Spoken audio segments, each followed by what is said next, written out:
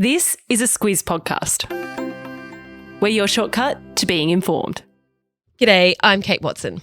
Kerri Elstub is one of those people who you immediately want to go and have a glass of wine with. She's relatable, energetic, positive, and she's also perhaps one of the most influential newsmakers in the country. Why?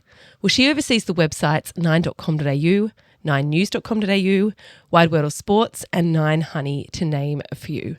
Which means she leads the team that produces news that millions and millions of Australians read and watch each and every day.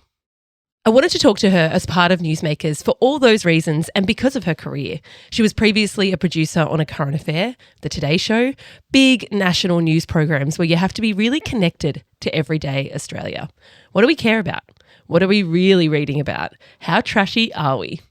She answers all this and more in our conversation, including the reason why she's appeared on the Royals Instagram account. She also articulates her big concerns about the future of the industry she's worked in since she started as an intern at 2UE back in 1999. A small note, we recorded this interview a few weeks ago, so some of the news stories might be slightly out of date. Hello, it's Christy here from the Squiz Kids podcast, letting you know that we're rolling out a heap of kid-friendly Olympics content over the next few weeks, including the Squiz Kids Olympic Sprint, a morning update on all the games action that's happened overnight. So if you've got some small but mighty sports fans in your household, search for Squiz Kids in your favourite podcasting app.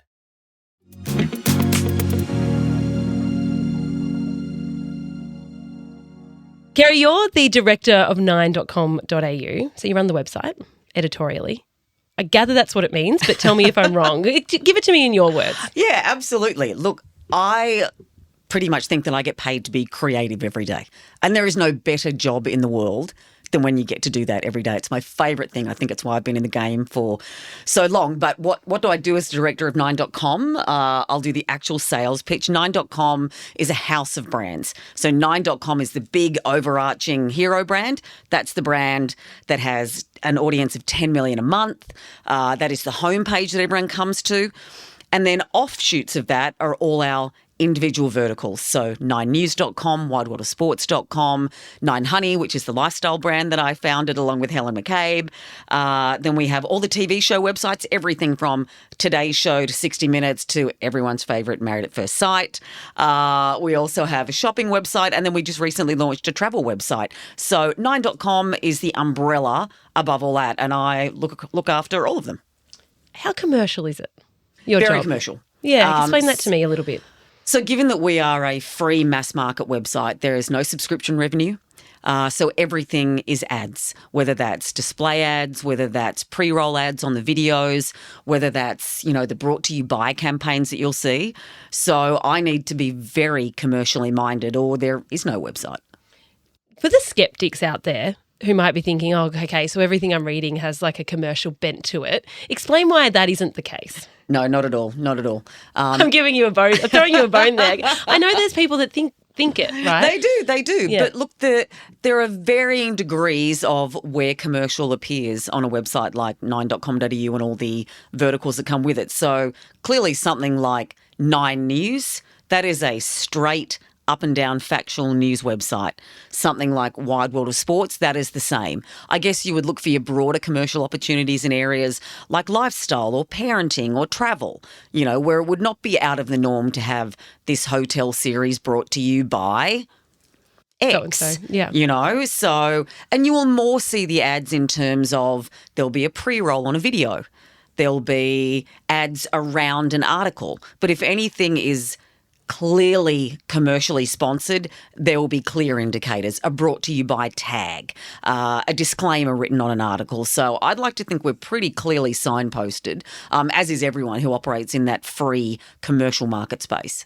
Interesting. I want to just step back and talk about you a little bit because I feel like when people take the time to listen to a podcast like this, they want to know the person a bit. I obviously read your bio, had a look into your history. I've known you a little bit. Yeah. One thing I read is that you got offered your first job live on air. I did, yes. So I was not long out of college. I went to Macleay College and couldn't get a job. and my mum had said to me, you need to write to Alan Jones. I didn't know what talkback radio was. I didn't know who Alan Jones was. But I wrote to a million different radio stations, and what was the market leader back then, TUE, got back to me. Alan Jones got back to me. And this was actually the start of a career that almost never was. So, as you would know, breakfast radio, the shift starts at 5:30. That's when the on-air shift starts. So you need to be in at 3 a.m. I'm 19. I've got no idea of this. I missed my entire first day of work experience. I don't turn up because I didn't think to ring in advance. I wasn't that grown up at that stage. Thankfully, when I rang at 9 a.m. on the day I was supposed to start, there's a lovely woman, Edwina, who is still a mate of mine to this day, who said, it's okay, come in the next day. She could have easily have cut me loose and said no. But they allowed me to come in for a week of work experience, which I absolutely loved, and then I pretty much just refused to leave. So I stayed for several months working every day for free and writing, and it was an editorial that I wrote about the Strathfield massacre that eventually got passed along to radio legend John Brennan and to Alan Jones, and they ended up putting me on air and offering me a job live on air, which kind of meant that, you know, when a radio broadcaster offers you a job live on air, they couldn't really say no. I was going to say, you didn't have much choice then. No, but I mean, they couldn't say no. So once a broadcaster offers you a job live on air, it's like, oh, well, you've said that now to everyone. Yeah. And I ended up staying at TUE for 8 years. Why did you love it so much? Because clearly you just explained in that 7 days of work experience or whatever it was, you just loved it. I was staying. I don't know. I think I was lucky. I knew very early on I wanted to be a journo. I will be a journalist till the day they drag me out of whatever building I'm in. I should add that you have been a long-time squizzer as well. And the minute we launched the newsletter, squizzer. You have been reading it. So thank you for all your support. I read the newsletters. I listen to the podcasts. I tell everyone about it. I am a squizzer. Thank you. You then moved into TV. Yes. During your time, the early days of TV, that you were working at the Today Show, I believe. Yes. Is that right? A couple of really big things happened. So we had September 11, Bali bombings. I mean, you talk about your passion for news and the excitement that it brings you, but it can be really full on. Yeah. I'm curious about how a newsroom approaches these big, fast-moving stories and also how you manage yourself. Yeah, exactly. Look, I can probably give a now and then example. So, I did start in the Today Show, and some of the biggest stories I remember are September 11, the Boxing Day tsunami, the Bali bombings. I mean, those times it is all about getting the correct information to your audience, to family members who might be watching, being respectful and factual. You know, you'll often hear journos talk about you would rather be right than be first, which is something that we still carry on through to this day. I can remember in particular during the Boxing Day tsunami, I was running the Today Show at the time because the boss was on holidays, and I was also 6 months pregnant and doing, I can't even tell you, 16 hours a day for about 16 days straight. And I think I got to about that 16th day and said, right, someone else needs to take over because the self-care does kick in. And then I guess if you fast forward to, I look after a team of about 80 now, of about 25 of them are news journalists. And when you have those incredibly big stories like the Bondi stabbings, along with making sure you are factual and up to date, one of the first conversations I had with my editor was, how are the team? Let's look after them. The images are really distressing. So much has changed in such a good way about how we think about the impact those big stories have on teams and making sure that they are supported, making sure they don't have to always cover and repeatedly cover those really distressing stories, because we want our journos in this for the long haul, and some of the stories they cover can be really full on. So self-care, their care is front of mind for me always. I think it's the same for audiences, people listening, and the news fatigue thing is really, really real. And absolutely. particularly potentially the last 5 years through the pandemic and after that. And we've asked our audience about that, and it's definitely a factor for them. One of the great things, I guess, about your job is you get to do the fun stuff as well. Yes. What's your favourite fun stuff? Oh, goodness me. Well, probably at the moment it's travel. Okay. So we're pretty brand new in the travel space. We launched our website 9 Travel about 3 months ago.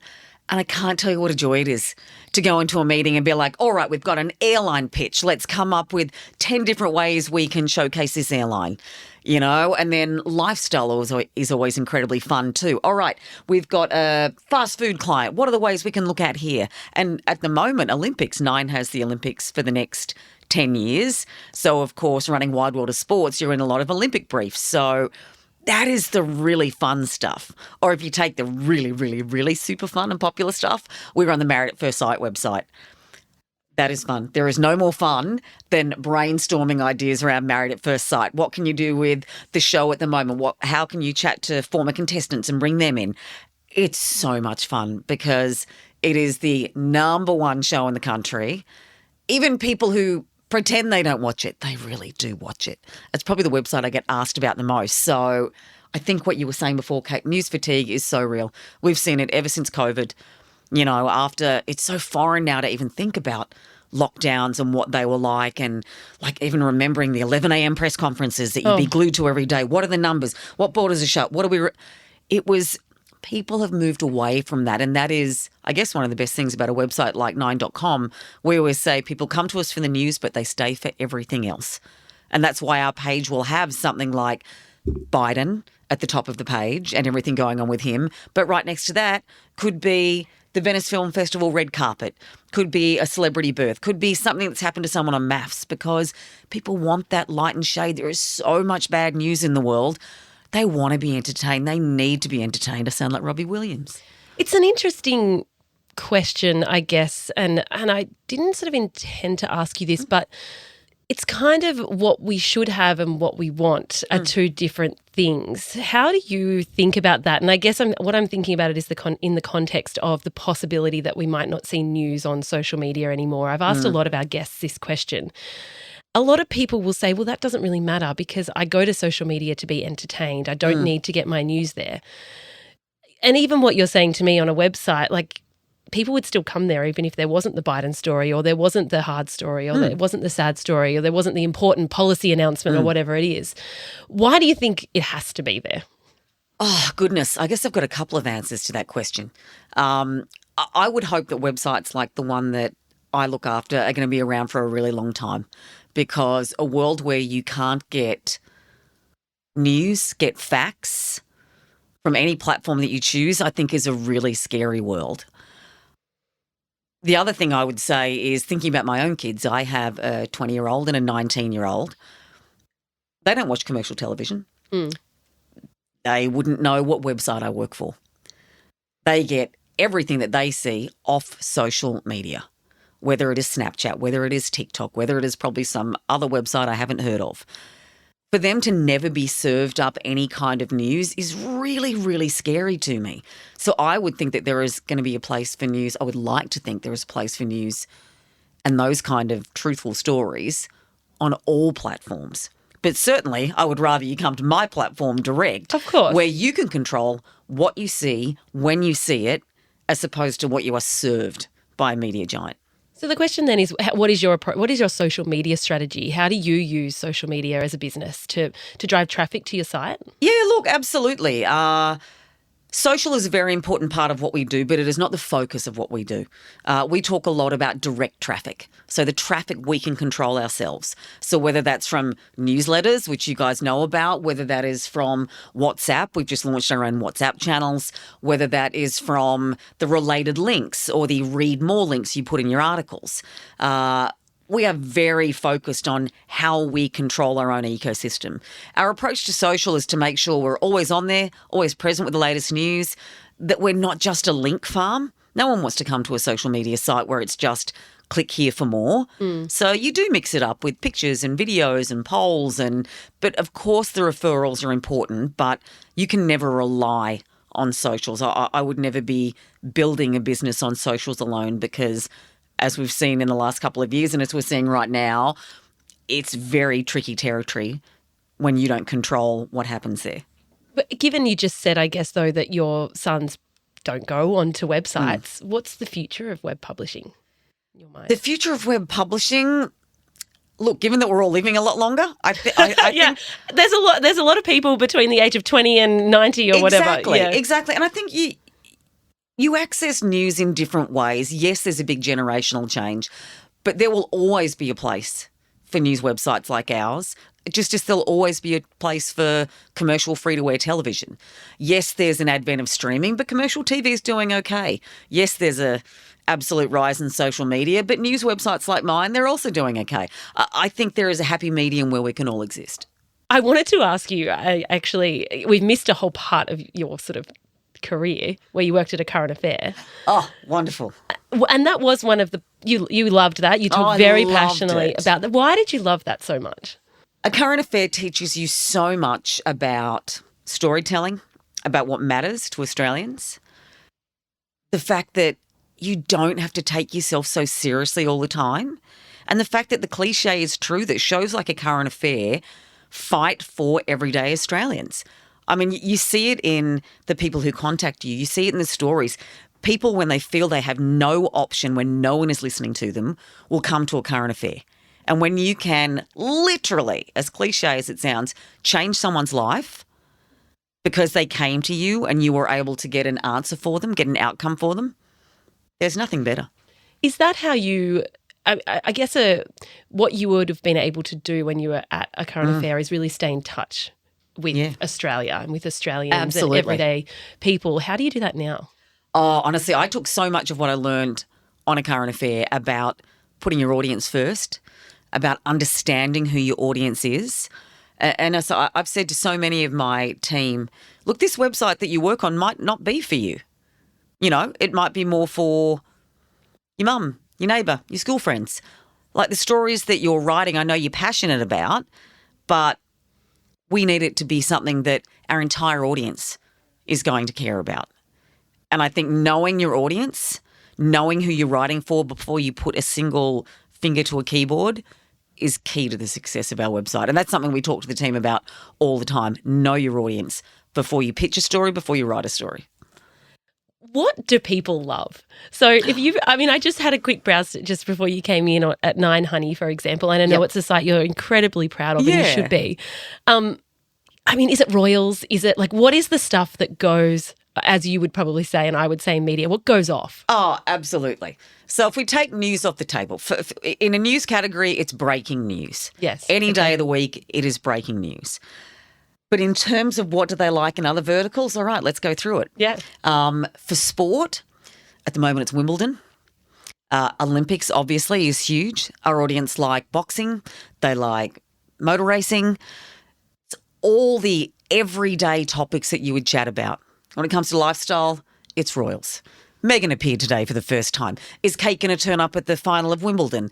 When Kate turned up for the first time after her cancer diagnosis, I can't even tell you. We had a full team on in lifestyle at 11 o'clock at night when she made her appearance at the Trooping of the Colours. Yeah, wow. The audience love the royal family. They also love something quirky. Our biggest story for the past couple of months is why you should not tie a ribbon on your suitcase. I cannot tell you 500,000 page views on that story. People loved it. If you write stories on mould, how to stop mould. If you write stories on the best places to holiday, the best beaches, it's the kind of stuff that you'd talk about with your girlfriends, the kind of stuff that you might find yourself Googling on your phone. We're really tapped into that stuff. And the thing that every media person now has is so much data, you can just get caught up in it every second of the day. But you know what they're reading the second that they're reading it. You can analyse it in real time. And then you can also take some time after the fact to look at it and go, wow, gee, what was it about that? Was it that they stayed on the article for a long time? Did they come to us from social for that article? Was it something they searched up and found us for? Was it the video they were watching? Was it the fact that it was in a current affairs story that they then wanted to read more about? You use the data and what you know about your audience, and that should hopefully equal a really successful article and a really successful website. I'm imagining in your office you have a big screen that says this is the top story. Is that how it works? And how much of it is data and how much of it is instinct? It's both, I would say. You need both. Okay. I'm a journo who has relied a lot of the time on her gut, and increasingly over the past few years I've relied a lot more on data. Or I'd like to say you combine the two. Okay. You need journalistic creativity because you need original content. You can't just have the same stories that every other website has. And increasingly we are seeing it as those original takes, that original content that will get the big numbers for you. Because otherwise, you're serving up the same meal on 6 different sites. We've all seen that before. Exactly. So, of course, you're going to have the staples. You're all going to have the breaking news, sport, lifestyle and entertainment. But it's those points of difference, which in my case is, having the digital rights to things like the Olympics, like Married at First Sight, like The Block that's about to start. When you've got exclusive, original stuff that can elevate you beyond what everyone else has, that's where true success lies. I need to ask you about your time in front of the camera. Oh, you went and covered Harry and Meghan's wedding. Yes, that was pretty amazing. Well, you got to meet Harry did, and I William. did.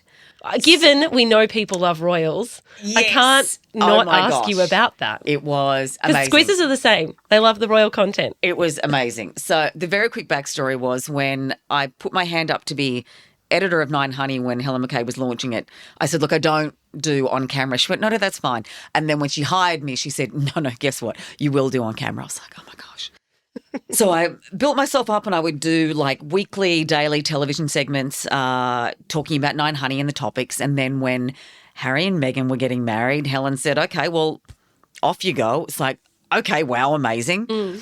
So I found myself over there not only doing daily news crosses from London, telling Nine News and the Nine Honey audience what we were doing. Somehow I found myself in the royal broadcast as well.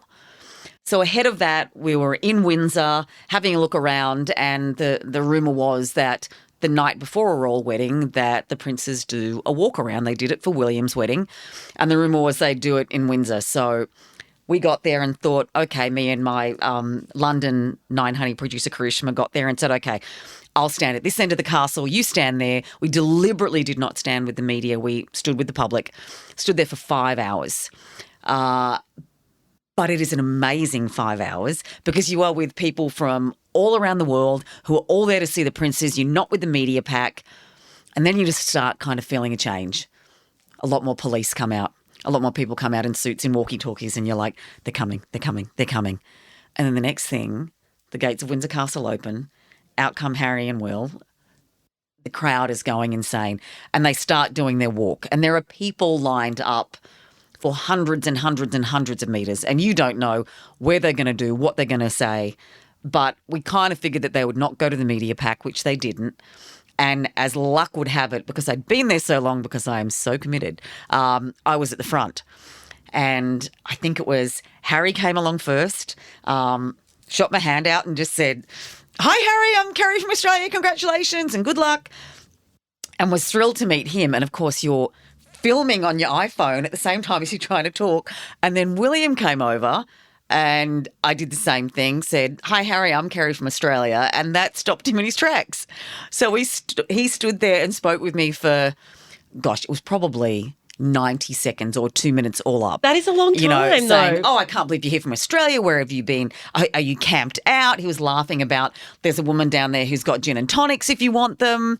And he was so lovely. And we had this great chat. Couldn't believe it. They're only out in the street for about 3 minutes or something. They did about a 100-metre walk. Didn't even make it to my colleague who was further down. And then they turn around, wave and leave. And you're there going, oh, my God, oh, my God.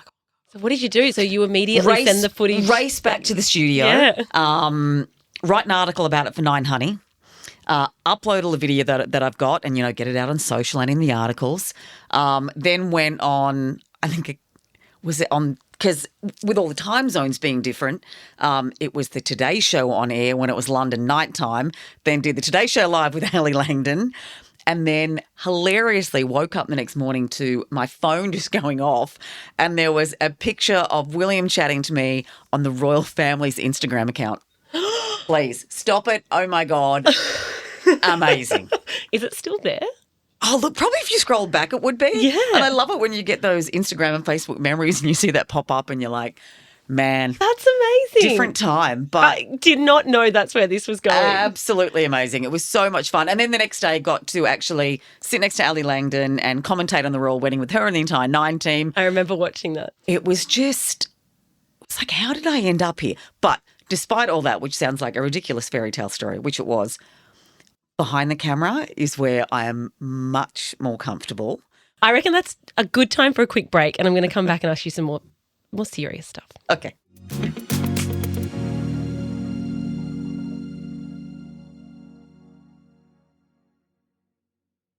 Kerri, you might not remember this, but you actually did an interview with the Squiz, a 3-minute Squiz. We used to do a little interview with some of our readers. Is this a written one? Yeah, the written one. Yes, I remember that. Yeah, it was when we first launched the business. We asked you, and you definitely won't remember your answer, so let me read it to you. What would you say is the most currently overlooked news story we should know about? This would have been, I reckon, 5 years ago. Okay. Do you remember what your answer was? No. So your answer was anxiety and depression in kids. Oh, yes. Navigating your way to adulthood nowadays is completely different to what we all went through. Mm-hmm. We need to make sure our kids are okay. I'm really interested in that, particularly on reflection. We've got a huge conversation happening at the moment about social media and potentially a ban on social media for those under the age of 16. Where is that part of this? What were you worried about at the time, and are your concerns still there? Look, I think every parent, you don't need to be a journalist, is concerned about their kids, the pressures that they grow up with. I mean, we didn't have social media. I mean, thank goodness. Imagine all not only the embarrassing stuff that'd be out there about you, but just that people can have access to you and your thoughts 24 hours a day. And that is incredibly scary. I certainly think probably since that comment, and I'm so glad you reminded me of it, a lot probably has changed. I think we do take it a lot more seriously now. It's not just seen as, oh, you're a teenager, you'll grow out of it. There is real understanding about the pressures of growing up in a social media era. You know, what a real and ever-present problem anxiety is, especially in young people. It's something that I am consistently aware of. You know, I look after and I mentor a lot of young journos, and I, am, I'm saying in charge of, I am You're the boss. The boss of, a lot of young journos, and their mental health, their mental well-being is always at the forefront, which goes back to kind of what we were talking about earlier, making sure that they are supported despite the topics that they talk about. But I would say in answer to your question, I do think that topic is now at the forefront. I don't think it's underrepresented. I think we speak about it a lot, and I think what is even more important is that young people are speaking about it too, and they're not afraid to speak up and put their mental health first. What would you say now is one of the most overlooked news stories? Certainly not the royals. We get a lot of that.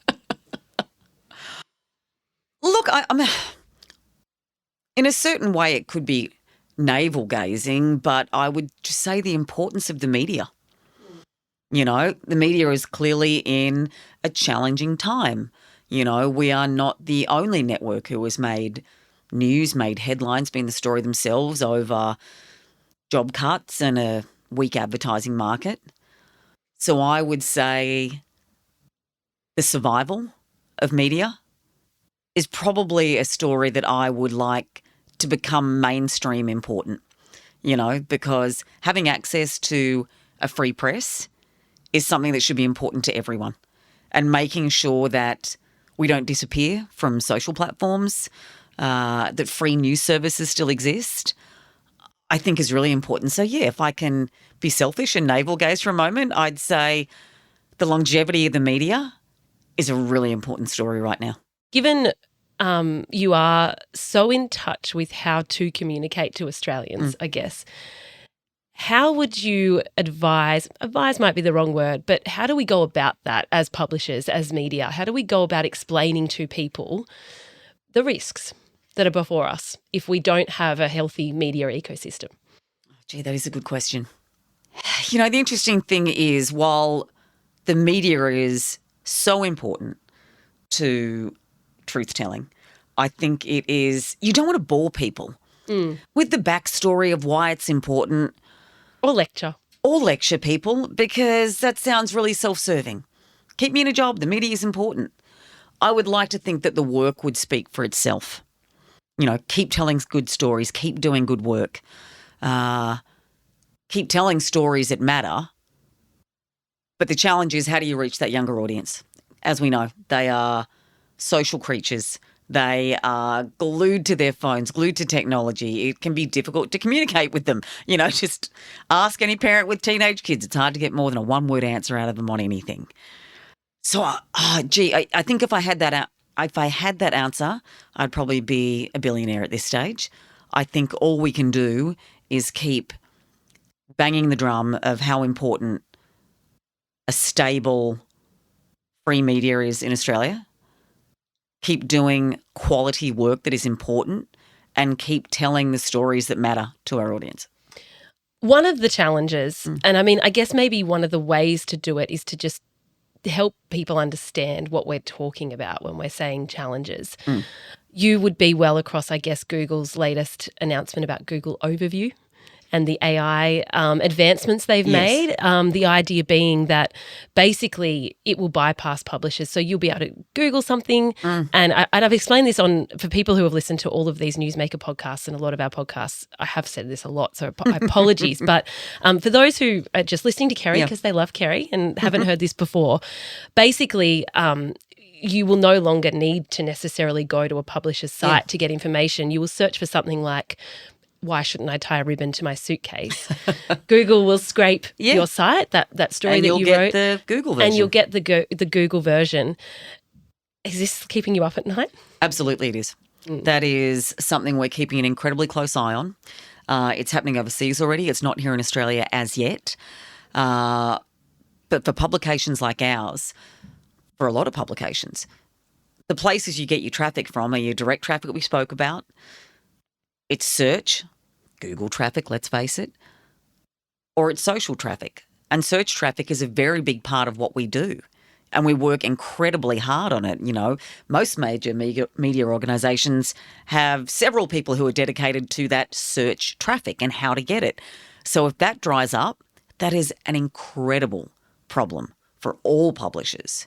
And we don't have a paywall or a subscriber base that brings us that revenue. So, yeah, we're very concerned and certainly keeping a very close eye on what's happening with that. There's a lot happening overseas with regards to maybe potentially new business models around how you might be able to commercialise your content, doing deals with the likes of Google. And I know there's been no announcements made locally, but as you said, I'm sure you're keeping a close eye on it. Final question.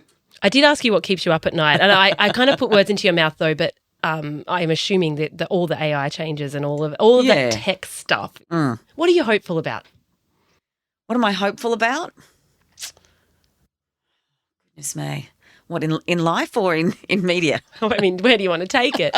No, I mean, I guess we've talked about some big things that are worrying and concerning, but what can we get excited about when it comes to media? There is so much to get excited about, and a lot of it is specific to us, but a lot of it is the media in general. The Olympics, of course, hopefully by the time this airs, we have so many gold medals, and then the focus turns to the Paralympics. We'll have a 2-week break and then the Paralympics will be on, which will be incredible. We've already started speaking to a lot of the athletes, being involved in a lot of the pre-planning and events.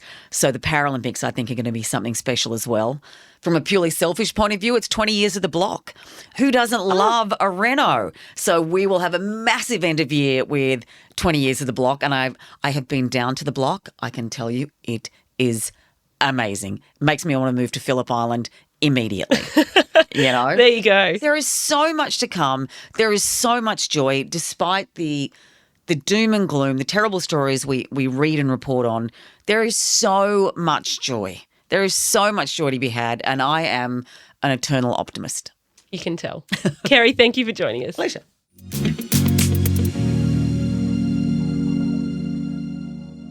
Well, didn't we cover some ground there? I appreciated Kerri's point about the challenges in media could be construed as navel-gazing. Perhaps that's true to a certain extent. But given in our recent survey, 92% of you say you are concerned about the level of mis- and disinformation coming at us, I'm encouraged that it's a conversation you're up for. On that note, there's a few more Newsmakers episodes to go, including with some of the biggest names in media. And if you missed our previous chats, they're all in this feed. Finally, if you've been left wondering why you shouldn't tie ribbons on your suitcase, a link to that story is in your episode notes.